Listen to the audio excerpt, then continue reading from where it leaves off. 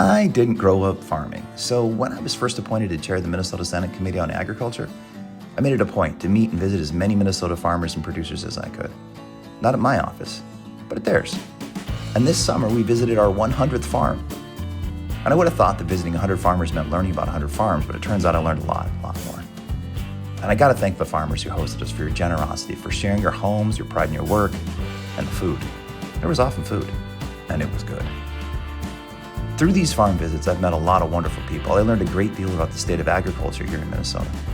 And I saw firsthand the strengths that define us and the challenges that we face. One thing is clear: Minnesota's farmers are resilient, innovative, and deeply committed to the common good. Farmers are also dedicated stewards of the land. They know that land is both their livelihood and their heritage. Our friend Richard, a corn farmer, showed me how he's doing everything he can to combat erosion and nurture soil health. He knows that what is good for the environment is good for his business and good for his family. But the challenges farmers face are about much more than dollars and cents. My friends Eric and Eric are turkey farmers, and they had to depopulate their flock because of bird flu.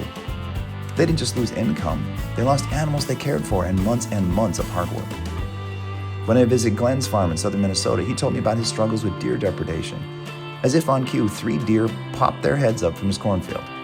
Maybe it was coincidence, maybe it was his uncommonly tasty corn, or maybe it was simple proof of how real his problem is.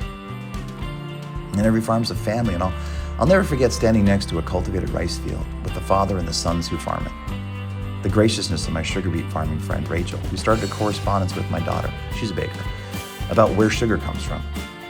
Tim's stories about his father who still farmed at 92, or Jeff, who sent me a photo of his toddler watching a Senate hearing. You know, the lengths that some people will go to get their kids to sleep. I've also had honest conversations with farmers about the rural mental health crisis. Countless farmers have shared with me about how a farm business management professional helped them get through dark times. Again and again, I heard the same truth. We do better when we face these challenges together.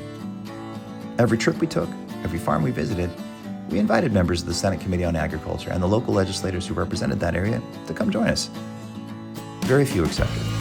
Some said they already knew a farmer, or they'd grown up on a farm, so they didn't need to visit another. I don't think they get it. I don't visit farms to fill a knowledge gap. I visit farms because every farmer and every Minnesotan deserves to be heard.